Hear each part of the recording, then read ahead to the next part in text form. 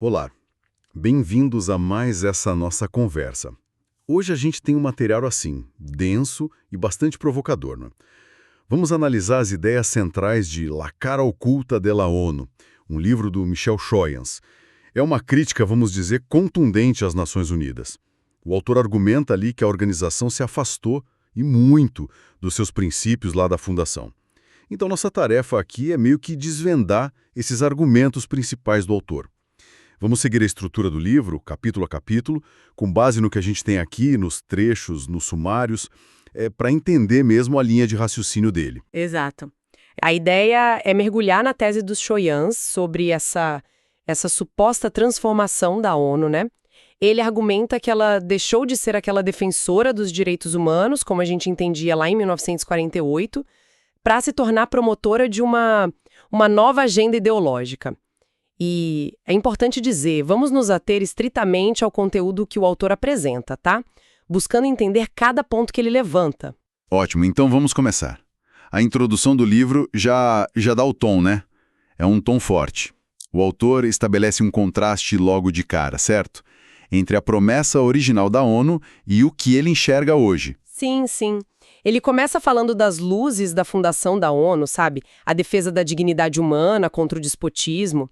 Ele lembra que a Declaração de 48 veio como resposta às tiranias da época. Mas ele logo contrapõe isso ao que ele chama de um novo despotismo. E o chocante, surgindo dentro da própria ONU. Novo despotismo? O ponto central para ele é que a visão de 1948 era antropocêntrica, focada no ser humano racional, livre.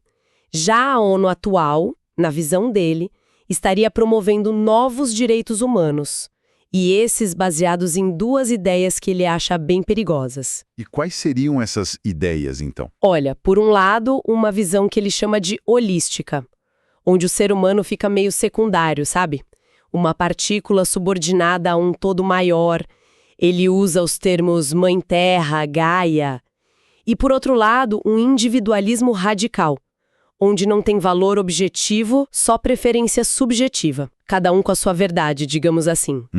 Choyans vê a combinação dessas duas coisas como uma ideologia híbrida e perigosa porque desviaria a ONU da sua missão original. Entendido. Ok. Vamos avançar para a primeira parte. O Império do Consenso. O capítulo 1, Direitos Humanos e Democracia, discute a base dos direitos humanos. Ele defende uma tradição específica, né? Isso, ele chama de tradição realista. Nessa visão, os direitos humanos não são concessões do Estado. Eles derivam da dignidade que é intrínseca à pessoa humana. A pessoa dotada de razão, de livre-arbítrio. Essa é a base. Certo. E ele contrasta isso com abordagens mais modernas que, segundo ele, tentaram desvincular os direitos desses fundamentos, digamos, metafísicos ou até divinos. Talvez para evitar conflitos, né? Só que para ele, isso acabou abrindo a porta para o relativismo, onde a razão sozinha, sem essa base sólida, vira a única guia. E aí... E essa base realista seria, então, fundamental para a democracia, na visão dele. Para Choyans, sim, totalmente. Ele diferencia a democracia formal, as instituições, o voto, dessa tradição realista. Sem essa base na dignidade, na natureza humana, a democracia vira só um jogo de maiorias. Fica sem um chão firme para proteger os direitos de todos, especialmente das minorias. Isso leva direto para o capítulo 2, Consenso e Maioria, ou de uma tirania a outra. Aqui a crítica dele ao jeito da ONU funcionar fica bem clara, né? Ele usa termos fortes, tipo tirania do consenso. Exatamente. O argumento dele é pesado. Ele diz que esse mecanismo de consenso, do jeito que é usado na ONU, simplesmente abandona a busca pela verdade. A verdade objetiva sobre o bem, sobre o mal. Ele interpreta que, influenciada por uma linha de pensamento que ele traça desde Kant até Habermas, passando por Rousseau, Rawls, a ONU passou a basear suas decisões em acordos. Acordos de maioria ou consensos que ele acha que são fabricados, e não em princípios morais sólidos. E qual seria o perigo disso, segundo a análise que está no livro? O perigo para o Choyans é duplo. Primeiro, cria uma base muito instável para a sociedade, tudo vira negociável, relativo. E segundo, isso pode levar a uma tirania, seja da maioria, que impõe sua vontade, ou até de minorias bem organizadas que manipulam o processo de consenso para empurrar agendas específicas. E quem discorda com base em verdades objetivas acaba silenciado na visão dele. Exato. E ele liga isso de novo àquela visão holística. O indivíduo perde valor para o coletivo, para o sistema. Essa crítica parece que se aprofunda no capítulo 3, a ONU confrontada com suas origens. Aqui ele basicamente pergunta: a ONU traiu ou não traiu a sua carta de fundação lá de 1948? Sim. A pergunta é essa. Ele argumenta que a ONU passou a usar conferências internacionais, ele cita exemplos, Cairo 94, Pequim 95, Nova York 2000, para impor esses tais novos direitos, que ele enxerga como sendo contrários à declaração original, né? E usaria o tal consenso para passar por cima das leis de cada país para pressionar os governos. Ele vê nisso um claro enfraquecimento da soberania nacional, uma imposição ideológica mesmo. E essa imposição estaria ligada a uma visão específica do ser humano. Na leitura do Schoen, sim, totalmente. Ele associa essa agenda a uma visão do homem como um indivíduo isolado, movido só por paixões, e não como uma pessoa que tem relações, que é aberta à transcendência. Essa visão mais rasa, digamos assim, ela acabaria legitimando a violência institucional. O direito seria usado para impor uma nova ética. Falando nessas visões que subordinam o homem, o capítulo 4, a Carta da Terra e o Imperativo Ecológico, foca num documento específico, a Carta da Terra. Qual é a crítica central dele aqui? Schoriens vê a Carta da Terra como um exemplo perfeito da tendência que ele está denunciando o tempo todo: deificar a Terra e dessacralizar o homem. É quase um slogan da crítica dele. Ele interpreta a carta como promotora de um holismo onde o homem é só mais uma peça no ecossistema. Perde a centralidade, o antropocentrismo. E ele critica a base disso. Critica, sim. Acha que é uma visão simplista do evolucionismo e acusa a ONU de abraçar essa visão sem nem considerar a complexidade do debate filosófico, científico. Para ele, é um abandono claro da tradição ocidental e judaico-cristã, que foi a inspiração lá para a Declaração de 48. A crítica parece que só aumenta de intensidade no capítulo 5, os direitos contra o direito. Aqui ele conecta individualismo com absolutismo. Usa até a imagem do Leviatã de Hobbes, né? Exato. É um argumento forte. Ele diz que o hiperindividualismo, paradoxalmente, não leva à liberdade. Leva a um novo tipo de totalitarismo, um totalitarismo meio disfarçado, tecnocrático. E nesse contexto ele critica o Tribunal Penal Internacional, o TPI. Ele expressa um receio, uma preocupação de que o TPI se torne uma ferramenta para julgar crimes contra esses novos direitos humanos. Ele dá exemplos de que tipo de crime ele teme que possa ser julgado? Ele sugere, por exemplo, que a simples oposição ao aborto ou à homossexualidade, do jeito que essas agendas são promovidas, na visão dele, poderia acabar sendo criminalizada por essa via, caso essa agenda avance como ele prevê, claro. Entendi. E ele também mira uma declaração específica sobre defensores de direitos humanos. Sim, a Declaração sobre os Defensores dos Direitos Humanos. O receio dos Schoens é que ela possa ser usada para proteger ativistas que promovem agendas radicais, mesmo que elas vão contra as leis nacionais. Ele cita artigos que, na interpretação dele, permitiriam reivindicar novos direitos e exigir que o Estado proteja esses ativistas. Para ilustrar o temor dele sobre até onde isso poderia ir, ele usa o exemplo extremo da NAMBLA. Nossa, e como a tolerância entra nessa discussão toda? O capítulo 6 da Tolerância à Inquisição Laica aborda isso. É um ponto bem interessante. Schoens faz uma distinção chave. Ele separa dois tipos de tolerância. Uma é a tolerância civil, que é o respeito por todas as pessoas, independente do que elas pensam. A outra é a tolerância doutrinal, que seria aquela ideia relativista. Todas as opiniões são igualmente válidas, não existe verdade objetiva. Ele defende a primeira e critica duramente a segunda. E por que ele critica tanto essa tolerância doutrinal? Qual o problema para ele? Porque, segundo ele, ela leva justamente à intolerância civil. Parece um paradoxo, né? Mas o argumento é, se não existe verdade objetiva, não tem base para definir o que é certo e errado. Isso pode levar ou ao caos ou à imposição da vontade do mais forte, ou de quem grita mais alto. E o laicismo entra aí. Sim, ele argumenta que o tipo de laicismo promovido pela ONU, como ele interpreta, não busca aquela separação saudável entre igreja e Estado, mas sim impor um agnosticismo militante, que acaba silenciando vozes discordantes. E ele foca muito na Igreja Católica sobre o pretexto de combater a intolerância. Por isso ele usa esse termo forte, inquisição laica. Vamos então para alguns exemplos concretos que o autor analisa. O capítulo 7, Pequim Plus 5, é como o granito de arena. Ele foca naquela conferência da ONU sobre mulheres, em 2000. Como ele descreve esse evento? Olha, ele descreve como um verdadeiro campo de batalha ideológico.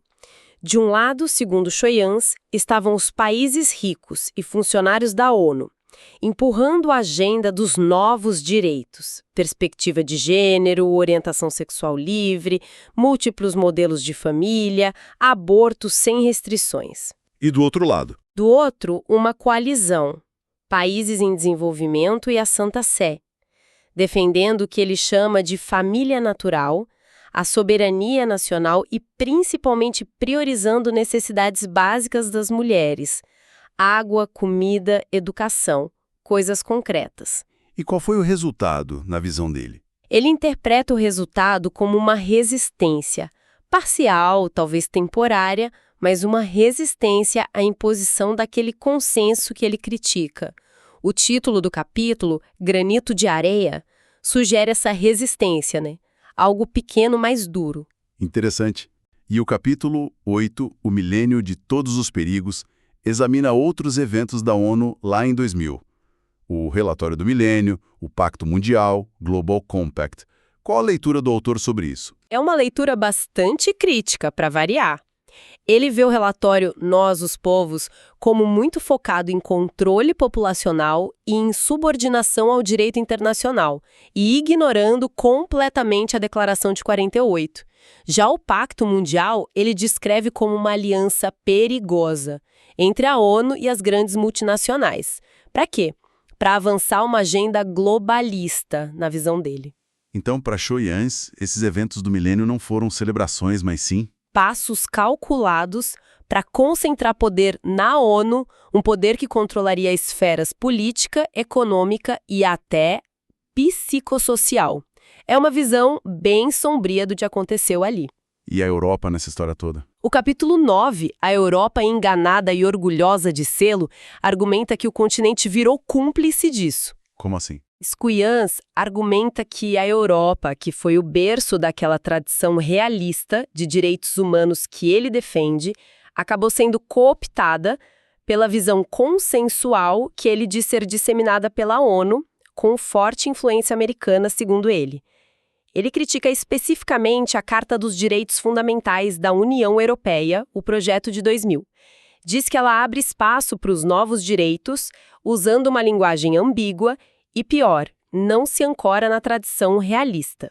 E ele acusa a UE de pressionar outros países. Sim, ele acusa a UE de pressionar países candidatos, ele dá o exemplo da Polônia, para adotarem essa agenda, minando a soberania e a identidade cultural e religiosa desses países. Enganada e orgulhosa de sê-lo é um título bem provocador. Com certeza. Isso nos leva ao capítulo X, o direito, legitimação da violência. Esse capítulo parece que sintetiza muitas das críticas, né? Ligando o individualismo diretamente à violência. Exatamente. O argumento aqui é que aquele individualismo exacerbado que ele tanto critica leva a outras coisas ruins.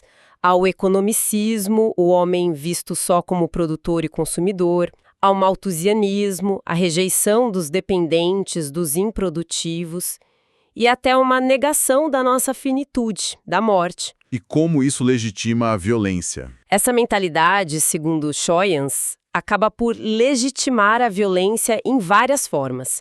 A competição econômica selvagem, a eugenia, seleção artificial, até as guerras entre nações. E o direito, nessa visão distorcida, deixaria de buscar a justiça. Viraria só uma ferramenta para justificar essa violência e para justificar o poder de decidir sobre a vida e a morte. Ele chama isso de dom da morte. É bem pesado. Pesadíssimo. Bom, aí entramos na segunda parte. Rumo ao governo mundial. O capítulo 11, Kelsen na ONU, introduz uma figura-chave para a argumentação do autor, Hans Kelsen. Qual é a conexão que ele faz? Sclamens apresenta a teoria pura do direito do Kelsen, aquele positivismo jurídico, o sistema hierárquico de normas, a pirâmide normativa, tudo separado da moral como sendo a base filosófica para a atuação da ONU que ele critica. Ele ataca o formalismo do Kelsen, acusa a teoria de ignorar a realidade humana concreta, de dissolver o conceito de pessoa, reduzindo a pessoa a uma mera construção jurídica. Isso destruiria a base dos direitos humanos reais na visão dele? Exatamente. Para Sclamens, essa teoria esvazia os direitos humanos de seu conteúdo real. E ele vê a ênfase que a ONU dá ao consenso, ao costume internacional como fontes de direito, como uma aplicação direta da lógica kelseniana. Então, a teoria do Kelsen justificaria a primazia do direito internacional sobre o nacional? É isso que o capítulo 12, o direito estatal e o direito internacional, explora? Sim, exatamente. Schoyens explica que, para Kelsen, o direito internacional de fato prevalece sobre o direito dos Estados. Isso, claro, limita a soberania nacional e inverte o princípio da subsidiariedade, que diz que as decisões devem ser tomadas no nível mais próximo possível das pessoas. E a consequência lógica disso seria... Na leitura que Schoyens faz de Kelsen, a consequência lógica seria um Estado mundial, supranacional, onde tribunais internacionais e normas criadas por consenso lá na ONU teriam mais poder que as leis e tribunais de cada país.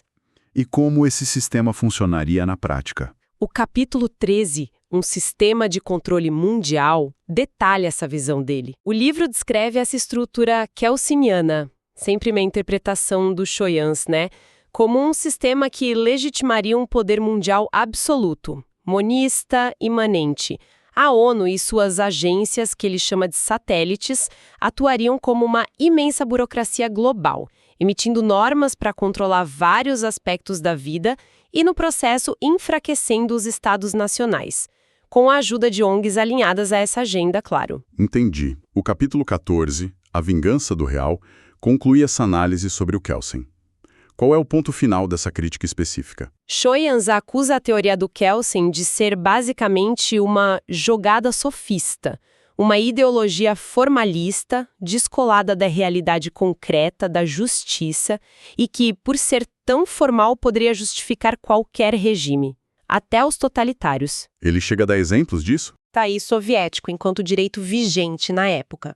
Para o Schoyens, isso mostra o perigo da teoria.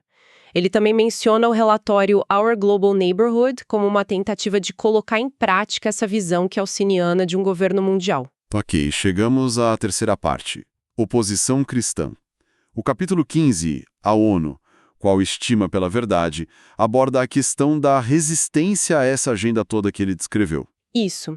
Aqui, Schoyens critica o que ele percebe como um medo da verdade e da dissidência dentro da ONU, um ambiente onde o consenso artificial prevalece sobre a busca sincera pela verdade. Ele usa até um conceito do René Girard, o contágio mimético, para explicar como certas transgressões, ele cita o aborto de novo, podem se espalhar e buscar legitimação como direitos. E ele vê um conflito direto aí. Sim, um conflito direto entre a ONU, que ele acusa de promover esse agnosticismo intolerante, um totalitarismo laico, e a Igreja Católica, que insiste na existência de uma verdade objetiva. E a família? O capítulo 16, A ONU contra a Família, tem um título bem direto ao ponto. Qual é o argumento central aqui? O autor defende a família, que ele chama de tradicional, monogâmica, heterossexual, como algo natural e fundamental para a sociedade. E argumenta que ela está sob ataque. De várias formas, ele lista a dissociação entre sexo e casamento ou entre procriação e união, políticas estatais que ele vê como desfavoráveis à família, a desvalorização da maternidade, da paternidade, o individualismo extremo. Mas tem um ataque principal, né? Sim, para ele, o ataque principal vem da ideologia de gênero que ele diz ser promovida pela ONU. Ele interpreta essa ideologia como uma tentativa com raízes no marxismo, no estruturalismo, de desconstruir a família natural, negando sua base biológica, cultural e social. O capítulo 17, A Família Reserva de Valores, continua essa defesa, mas agora focando nos aspectos positivos da família, certo? Exato. Aqui ele argumenta que a família é essencial para a sociedade. Ele a chama de democracia menor. É ali, na família, que se formaria o caráter, a solidariedade, a capacidade de resistir ao poder arbitrário. Ele até cita estudos sociológicos, econômicos, menciona Becker, Martin, Dumont, que, segundo a leitura dele, comprovam a importância da família para a coesão social, para o bem-estar individual, para reduzir desigualdade, para formar capital humano, enfim, para tudo de bom na sociedade. Para fechar, o capítulo 18, A Igreja, Sinal de Contradição, conclui o livro com um chamado à Igreja Católica. Qual é a mensagem final? É um chamado à ação mesmo. Schoyans pede que a igreja tome consciência dessa situação toda que ele descreveu ao longo do livro e que defenda com mais vigor a visão tradicional dos direitos humanos, aquela baseada na dignidade da pessoa, na verdade objetiva, na subsidiariedade. A igreja, para ele, deveria ser um sinal de contradição, se opor frontalmente ao que ele vê como um neototalitarismo crescente na ONU. Ele alerta para uma guerra total contra o homem, mas termina reafirmando a esperança e a verdade cristãs como alternativa real. Ok. Ufa! Percorremos aí os argumentos centrais do Michel Chounhas em La Cara Oculta de la ONU, capítulo por capítulo, tentando seguir o raciocínio dele. A tese geral é, sem dúvida, uma crítica muito severa a uma suposta mudança radical de rumo da ONU, que teria se afastado dos direitos humanos de 48 para seguir uma agenda globalista, baseada em consenso fabricado, individualismo, holismo, e que o autor vê como uma ameaça enorme à soberania, à família, à própria dignidade humana. Exato. O que fica muito claro na análise do autor, né, é essa tensão fundamental que ele desenha o tempo todo. De um lado, você tem normas internacionais que são construídas por consenso e que ele vê como mutáveis relativas, sujeitas à manipulação por maiorias ou por elites bem articuladas. E do outro lado, a ideia de direitos humanos que são inerentes à pessoa, universais e imutáveis, baseados na natureza humana ou na dignidade.